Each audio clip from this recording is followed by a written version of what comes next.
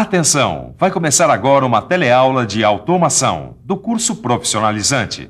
Este módulo tem um total de 20 aulas. Hoje você vai assistir a teleaula número 6. Bons estudos!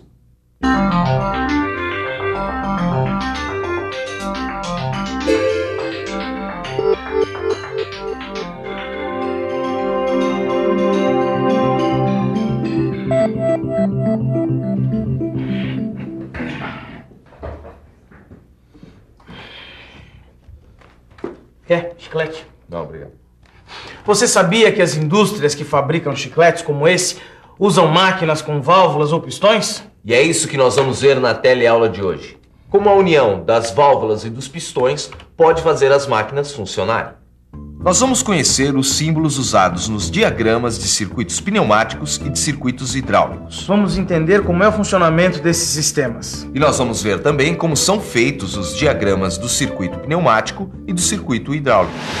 Nós viemos até essa fábrica de bebidas para mostrar para vocês como é que é o funcionamento dessa esteira e como ela é acionada. Mas antes disso, tem outras coisas que você precisa saber. Bom, a nossa teleaula está começando e a primeira coisa que você precisa ficar sabendo é que quando nós unimos vários pistões e válvulas através de tubulações, esse conjunto recebe o nome de circuito. Quando o circuito trabalha com óleo, ele é um circuito hidráulico e quando trabalha com ar, é um circuito pneumático. Esse desenho do circuito recebe o nome de diagrama ou esquema. Esses diagramas ou esquemas são desenhos dos circuitos feitos com símbolos. Cada componente do circuito é representado por um símbolo. Mas, Torquato, essa história de representar os componentes dos circuitos com símbolos não é muito complicado? Não é porque o desenho é simplificado. Dá uma olhada aí no diagrama. Através desse diagrama é possível entender muito bem como o circuito funciona. O símbolo usado para representar as válvulas é muito importante, hein? Já que as válvulas podem ter várias posições, dependendo de como elas forem acionadas, o símbolo da válvula tem que representar essas diferentes posições. Cada posição ou estado da válvula é representado por um quadrado. Dentro do quadrado, podemos representar as passagens abertas ou fechadas.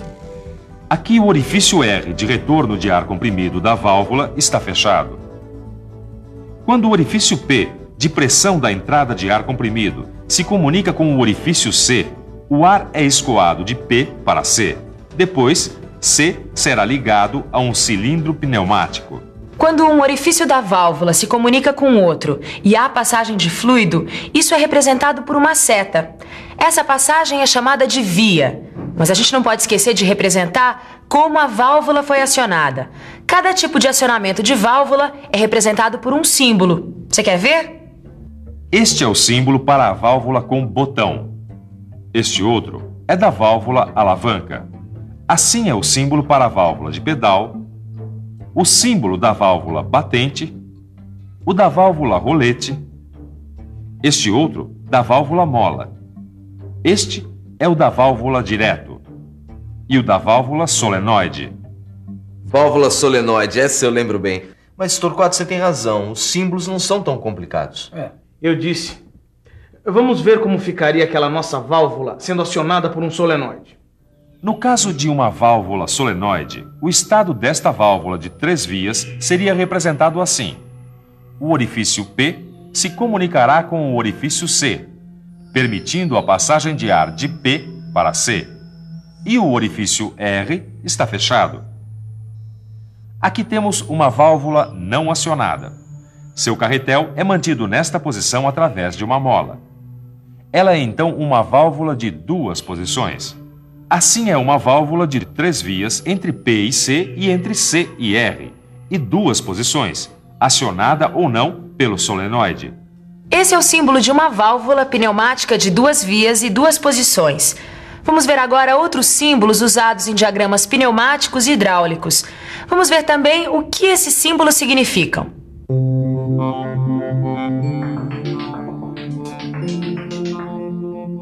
Este é o símbolo para fonte de pressão.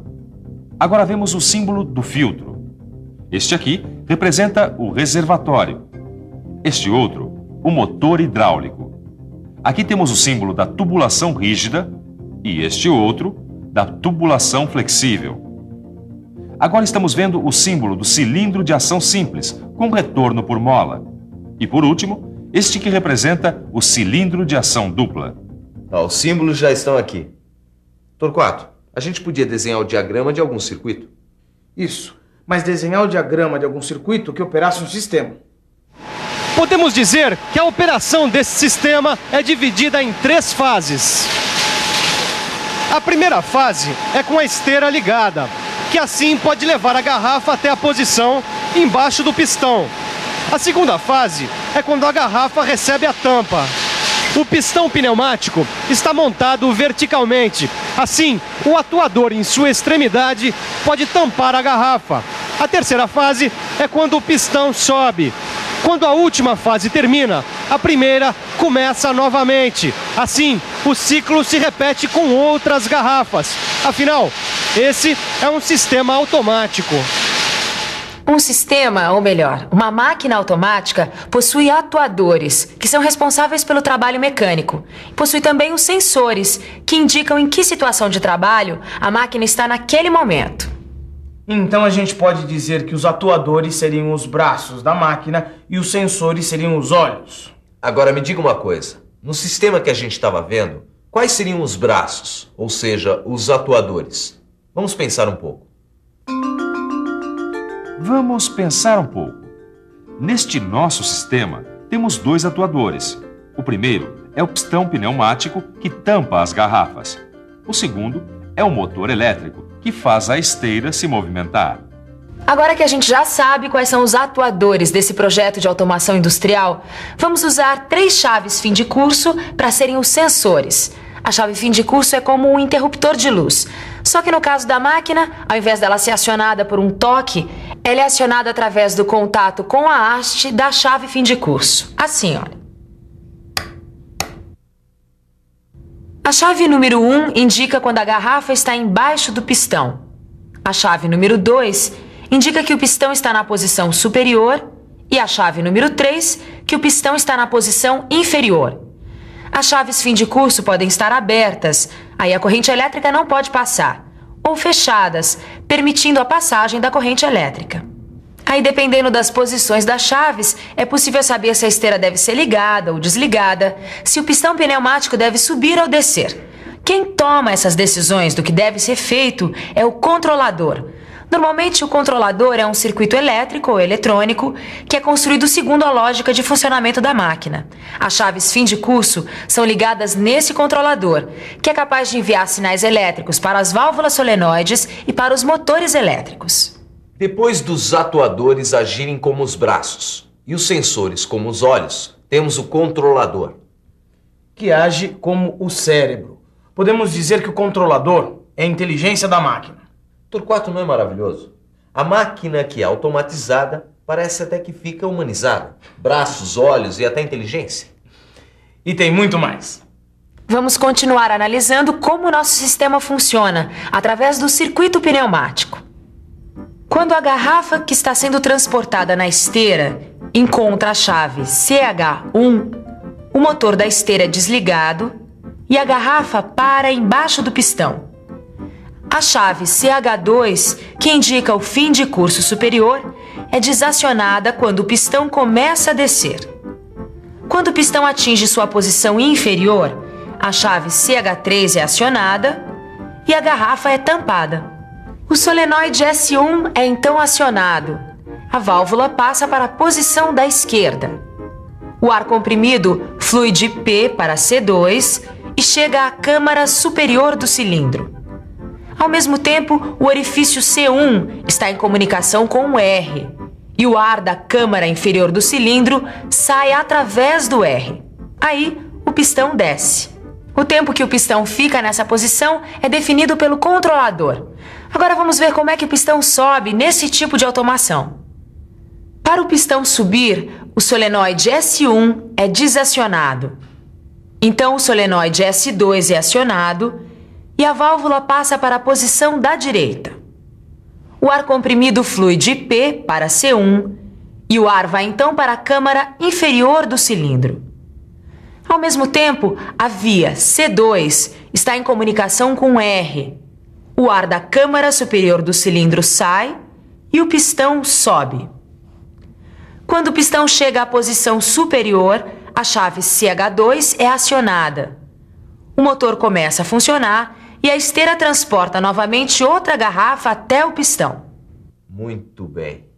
Torquato, quando a outra garrafa chega embaixo do pistão, a chave CH1 é acionada de novo e a esteira para novamente. Isso. Aí, o solenoide S1 é acionado, fazendo o pistão descer e tampar essa próxima garrafa. Isso. Agora nós vamos ver um outro caso, só que de um circuito hidráulico.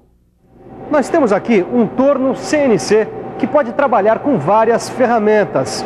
O porta-ferramentas é fixado num mecanismo que é o que faz a troca automática de uma ferramenta para outra. Esse mecanismo é chamado de torre porta-ferramentas. O comando numérico, que é o controlador, é o que manda fazer essas trocas. Vamos ver como isso funciona. Para a ferramenta ser trocada, temos o destravamento da torre e a rotação. Assim, o novo porta-ferramenta é travado para poder trabalhar na usinagem. Vamos ver como o mecanismo funciona num diagrama do circuito hidráulico para a automação da torre porta-ferramentas. O solenoide é acionado.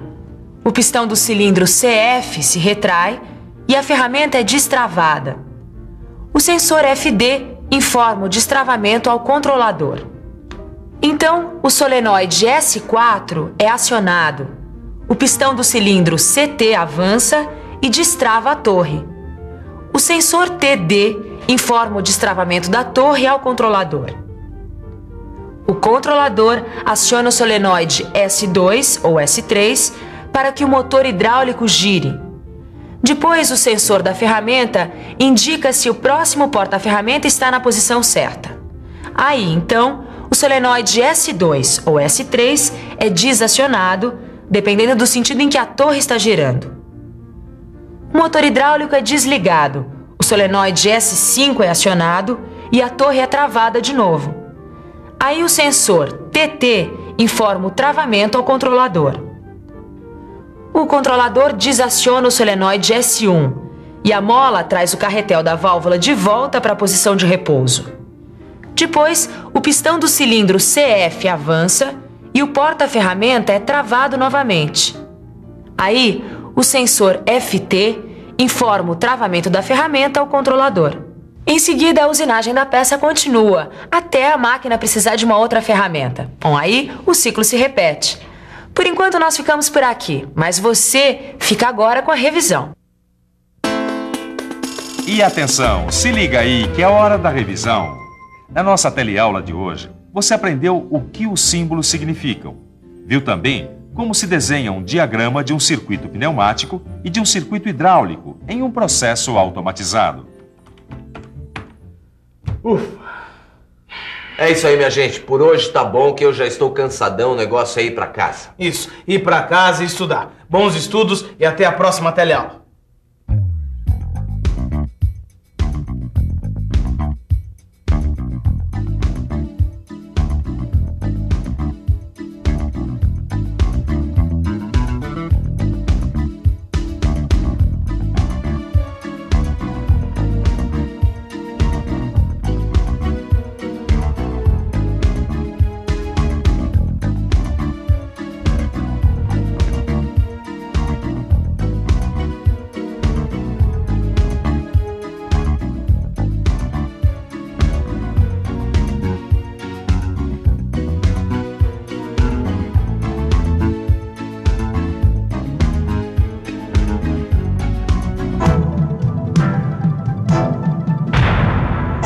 Telecurso 2000, um programa de educação do Sistema Fiesp e da Fundação Roberto Marinho.